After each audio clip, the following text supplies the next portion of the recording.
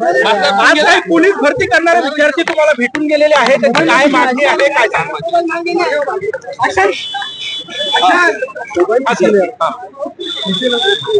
Police भरती संबंधाने एक या ठिकाणी एक फिनिक्स अकॅडमी आहे. फिनिक्स अकॅडमी मध्ये मुलं मुली होमगार्ड पोलीस या भरतीमध्ये भाग घेतात. फिनिक्स एज्युकेशन सोसायटी त्यांना पोलीस आणि चांगले इन्स्पेक्टर देतं. या मुली त्या ठिकाणी ग्राउंडवर जातात. त्यांना त्यांनी मागण्या केलेल्या आहेत. ग्राउंडवर खेळताना काय काय त्यांना फॅसिलिटी असल्या पाहिजे. तर त्याचं निवेदन मी आता डीजी पोलिसांना पाठवलं आहे. माननीय मुख्यमंत्री महोदयाशी मी चर्चा करणार आहे आणि यांचं निवेदन जे आहे त्या निवेदनावर योग्य कारवाई पोलिसांनी करावी, म्हणजे मुख्यालय डीजीनी करावी अशी त्या ठिकाणी मागणी त्यांची आहे. त्यावर मी कारवाई करणार आहे. मी कालही बोललो, आजही बोललो आहे की सकृत दर्शनी पहिल्या टप्प्यामध्ये जे व्यवहारामध्ये कागदोपत्रे त्या ठिकाणी ज्यांनी रजिस्ट्रेशन किंवा नोंदणी केली आहे, देवाणघेवाण करणारे जे लिहून घेणारे जे आता पेपरवर आले आहेत त्यांच्यावर आम्ही गुन्हे दाखल केले आहेत. बाकी हा चौकशी समितीचा भाग आहे. काल विकास खारगेजी आमचे एसीएस अतिरिक्त मुख्य सचिव यांच्या अध्यक्षतेखाली आम्ही समिती नेमलेली आहे आणि आता सारा या व्यवहाराचं जे काही आहे ते संपूर्ण चौकशी करून महिन्याभराचा वेळ दिला आहे. त्यामध्ये आमची एसीएस महसूल आहेत, IGR आहेत, आमचे सेटलमेंट कमिशनर आहेत, डिव्हिजनल कमिशनर आहेत. मला वाटतं ही मजबूत समिती आम्ही नेमलेली आहे. या समितीचा जो रिपोर्ट येईल त्यावर तुमची कारवाई होईल. व्यवहार महाराष्ट्रात होऊ नये म्हणून तुम्ही महसूल विभागातर्फे अधिकाऱ्यांना निर्देश दिलेले आहेत का, काय स्टँडिंग ऑर्डर्स आहे आणि कायदे क्लिअर आहे. वेगळ्या निर्देश द्यायची गरज नाही. त्यामुळे MLRC कोडमध्ये नोंदणी अधिनियमामध्ये एक एक बाब लिहिलेली आहे. त्या उपरही काही आमचे मुद्रांक अधिकारी गडबड करतात. मुद्रांक अधिकारी त्या ठिकाणी अशा व्यवहाराला साथ देतात. त्यांना मात्र नोकरीतून कमी केलं पाहिजे अशी भूमिका सरकारची आहे. 1800 कोटीची जमीन काही कोटीला लाटल्याचा आरोप वडेट्टीवार यांनी प्रताप सरनाईक यांच्यावर केलेला आहे. जमीन प्रकरणात हे दुसरं मोठं प्रकरण असं म्हणतात.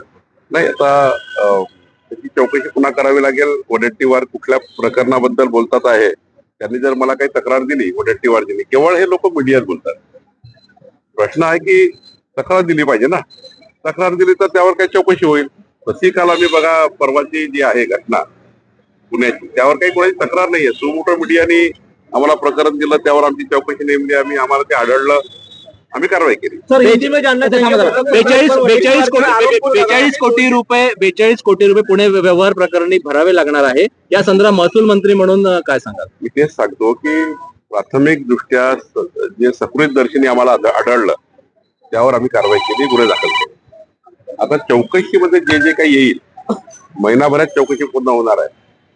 चौकशी अंती जे जे काही त्यामध्ये दिसेल ते आम्ही आमचं सरकार करेल. देवेंद्रजींनी मुख्यमंत्र्यांनी स्पष्ट सुद्धा दिलंय. अजून एका जमिनीच्या व्यवहारात बोपोडी येथील एका प्रकरणात अजून काही अमेडिया कंपनीवर गुन्हे दाखल झाले नाही. आता तर आमच्याकडे एवढं प्रकरण आहे, पण अजूनही मी वारंवार सांगतो की या महाराष्ट्राच्या कुठल्याही नागरिकांना तक्रार करायचा अधिकार आहे. महसूल खात्यामध्ये, नोंदणी खात्यामध्ये जर आपल्याला काही गडबड वाटली तर मी दिवसभर मंगळवार बुधवार तक्रारी ऐकतो. या राज्यामध्ये जर आमच्या अधिकाऱ्यांनी काही चुका केल्या असतील किंवा प्रशासनाकडे काही चुका झाल्या असतील तर सरकार ऐकायला तयार आहे. वडेट्टीवारला माझी विनंती आहे की त्यांनी मला पत्र दिलं त्याची चौकशी करू. सभा आहे, मुख्यमंत्री कार्यकर्ता मेळावा घेत आहे, परंतु युती होणार का स्थानिक स्तरावर की स्वतंत्र लढण्याचे निर्देश दिलेले आहेत? नाही, असा कुठलाही स्वतंत्र लढा सांगितलं नाहीये. महायुतीच लढा सांगितला आहे. ज्या ठिकाणी शक्य आहे त्या ठिकाणी महायुती होणार आहे.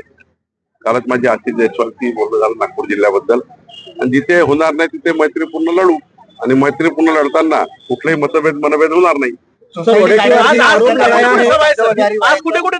मेळघाट, चिखलदरा, अचलपूर आणि अंजनगाव सुरजी या भागामध्ये दौरा करणार आहे. आणि या दौऱ्यामध्ये दोनही शेतकऱ्याला आम्ही जे जवळपास 550 कोटी रुपये दिले आहेत त्याचं वाटप चालू आहे की नाही हे तपासणार आहे आणि आमच्या काही बैठकी आहे कार्यकर्त्याच्या. नगर परिषद आणि नगरपालिका निवडणुकीचं हे सगळं पडगम वाजू लागलं. सिंधुदुर्गात एक वेगळं चित्र दिसतं.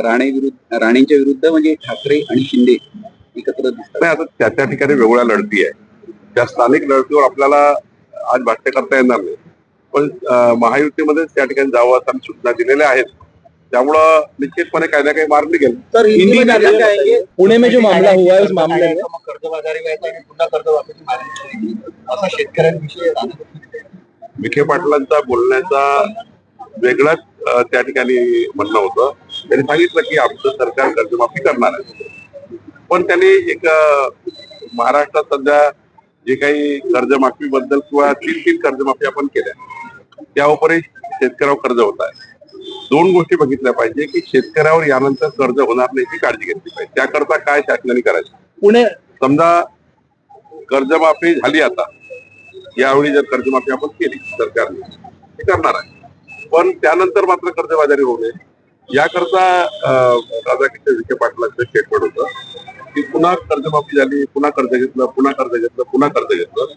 त्यापेक्षा सर्वांच्याच मनात हे सरकार यावर आलं आहे की यानंतर शेतकरी कर्जबाजारी होऊ नये याकरता उपाययोजना करायच्या आहेत, त्या करणार आहोत. आणि यावेळी मात्र जी समिती आम्हाला रिपोर्ट देणार आहे, धनदांडग्या किंवा ज्याचे इन्कम टॅक्स पेअर शेतकरी आहेत त्यांना सोडून ज्या शेतकऱ्याला खरी गरज कर्जाची आहे, कर्जमाफीची आहे, त्यांच्या बाजूने सरकार उभं राहणार. सर, एक प्रश्न आहे की निधी जो आहे नुकसान भरपाईचा